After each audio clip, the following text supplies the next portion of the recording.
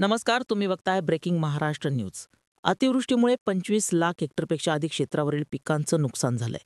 या नुकसानीसाठी सरकारनं 2,215 कोटी रुपयांची मदत आतापर्यंत शेतकऱ्यांना मंजूर केली आहे. आता शेतकऱ्यांनी यंदाच्या हंगामात पीक विमा देखील काढलाय. मग शेतामध्ये पीक शिल्लक नाहीये, पिकांचं मोठ्या प्रमाणात नुकसान झालंय. मग आम्हाला पीक विम्याची भरपाई मिळणार का, असा प्रश्न अनेक शेतकऱ्यांनी विचारलाय. यंदा सरकारनं पीक विमा योजनेमध्ये मोठा बदल केलाय. शेतकऱ्यांना केवळ पीक कापणी प्रयोगावर आधारित म्हणजे हंगामाच्या शेवटीच पीक विमा मिळणार आहे.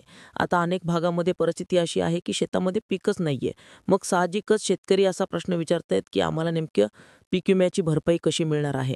यंदा सरकारनं केवळ पीक कापणी प्रयोगावर आधारित भरपाई देण्याचा निर्णय घेतलाय. आता ज्यावेळी पीक कापणी प्रयोग होतील त्यानंतर जर भरपाई देय असेल तर शेतकऱ्यांना भरपाई मिळणार आहे. आता सध्याच्या संकटामध्ये राज्यातल्या बहुतांश जिल्ह्यांमध्ये पिकांचं मोठ्या प्रमाणात नुकसान झालंय. अशा नुकसानीपोटी शेतकऱ्यांना आतापर्यंत पीक विम्याची खूप मोठी मदत मिळत आली आहे. सरकारनं आतापर्यंत 2,225 कोटी रुपयांची मदत शेतकऱ्यांना मंजूर केली आहे. परंतु जर आपण गेल्या वर्षीचा आढावा घेतला तर गेल्या वर्षी पीक विम्याचीच मदत शेतकऱ्यांना याच्यापेक्षा जवळपास दुप्पट मिळाली होती. त्यातल्या त्यात स्थानिक नैसर्गिक आपत्ती आणि हंगामातील प्रतिकूल परिस्थिती या 2 ट्रिगरमधलीच भरपाई तब्बल 2,700 ते 2,800 कोटी रुपयांच्या दरम्यान होती.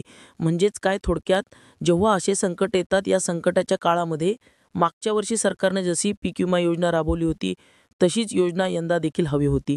आता जेव्हा सरकारने हे बदल केले होते तेव्हा वेळोवेळी आपण त्याचा आढावा घेतला होता की नेमकं पीक विमा योजनेमध्ये जे बदल केले ते बदल शेतकऱ्यांसाठी किती घातक आहे.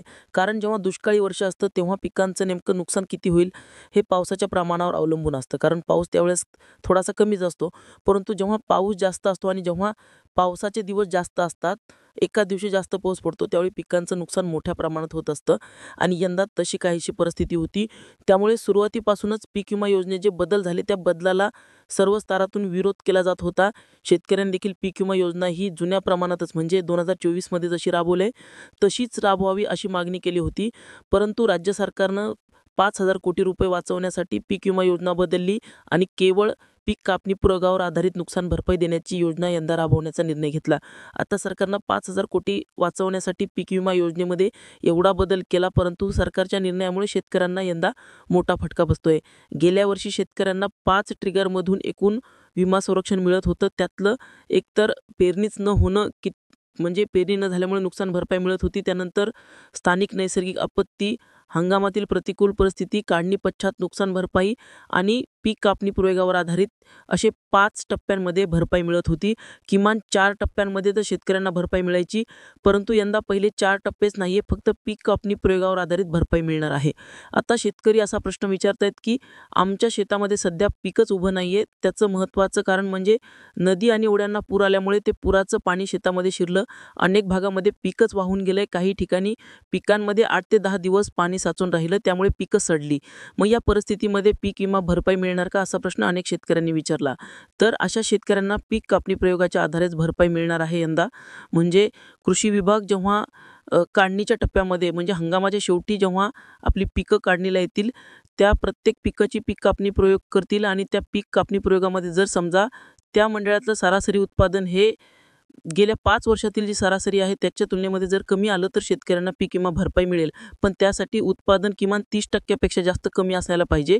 म्हणजे जर समजा सोयाबीन पिकाचं जर समजा सरासरी उत्पादक 10 क्विंटल असेल तर किमान 7 क्विंटल उत्पादन आलं तर ते शेतकरी मदतीस पात्र ठरू शकतील. पण त्यानंतर जेवढं उत्पादन कमी येईल तेवढी नुकसान भरपाई शेतकऱ्यांना मिळणार आहे. म्हणजे जर समजा 5 क्विंटलचं जर उत्पादन आलं म्हणजेच 50% उत्पादन घटले तर शेतकऱ्यांना वरचे 20% नुकसान भरपाई मिळेल. आता पीक विमा योजनेमध्ये जे बदल केले त्या बदलामुळे शेतकऱ्यांना यंदा पीक विम्याचा आधार म्हणावा जसा मिळणारच नाहीये. जर सगळे ट्रिगर यांना लागू झाले असते तर शेतकऱ्यांना 3 ते 3,500 कोटी रुपयांच्या दरम्यान मदत मिळाली असती, असं काही अभ्यासकांचं म्हणणं आहे. आता ही मदत नंतरच्या टप्प्यामध्ये आणखीन देखील वाढली असती. परंतु सध्या जे काही क्षेत्र पुढे येते म्हणजे महसूल विभागानं जे पंचनामे केले त्यातून जे क्षेत्र पुढे येते, जे नुकसानाची पातळी पुढे येते, त्यावरून हा अंदाज लावला जातोय. कदाचित हंगामाच्या शेवटी जेव्हा सगळं क्षेत्र नुकसानग्रस्त क्षेत्र पुढे येईल तेव्हा पीक विम्याची मदत नेमकी किती मिळाली असती त्याचा आकडा वाढू शकतो. परंतु जर समजा पीक विमा योजना जुन्या प्रमाणात म्हणजे गेल्या वर्षी प्रमाण राबवली असती तर यंदा शेतकऱ्यांना सरकारच्या मदतीसोबतच पीक विम्याचा देखील मोठ्या प्रमाणात आधार मिळाला असता. आता सरकारनं जी 2225 कोटी रुपयांची मदत मंजूर केली आहे ती मदत देखील 8,500 रुपये प्रति हेक्टर याप्रमाणेच आहे. पण जर समजा पीक विमा योजनेमधले ट्रिगर स्थानिक नैसर्गिक आपत्ती किंवा हंगामातील प्रतिकूल परिस्थिती हे लागू असते, त्यातल्या त्यात स्थानिक नैसर्गिक आपत्ती हा ट्रिगर लागू असता. आणि जर समजा शेतकऱ्यांना वैयक्तिक पातळीवर जर नुकसान भरपाई देय केली असती आणि आताच्या परिस्थितीत की जिथं काही भागामध्ये 50%, काही भागामध्ये 70%, काही ठिकाणी तर अक्षरशः 100% नुकसान आहे, त्या भागातील शेतकऱ्यांना मोठ्या प्रमाणात पीक विमा भरपाई मिळाली असती. परंतु सरकारनं योजना बदलल्यामुळे या संकटाच्या काळामध्ये पीक विम्याची भरपाई देखील शेतकऱ्यांना कमी मिळणार आहे. सरकारनं देखील जी काही अतिवृष्टीची मदत आहे ती खरीप 2024 पेक्षा यंदाच्या हंगामात कमी केली आहे. 2 हेक्टरपर्यंतच मदत मिळणार आहे. तसंच कोरडवाहू पिकांसाठी 8,500 रुपये जसे की आता सरकारनं मदत मंजूर केली त्यानुसार बागायती पिकांना 17,000 आणि फळ पिकांना 22,500 रुपये हेक्टरी मदत सरकार देणार आहे. यंदाच्या हंगामामध्ये अतिवृष्टीने राज्यामध्ये अक्षरशः धुमाकूळ घातलाय. आतापर्यंत 25 लाख हेक्टरवरील पिकांचं नुकसान झालंय असं महसूल विभागाचा अहवाल पुढे आलाय.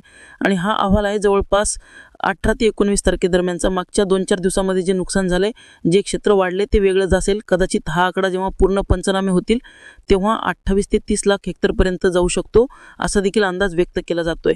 एवढ्या मोठ्या प्रमाणात शेतकऱ्यांचं नुकसान होत असताना सरकारची जी काही NDRF आणि ISRFची मदत आहे ती कमीच दिली जाणार. पीक विम्याची मदत ही मोठ्या प्रमाणात मिळाली असती.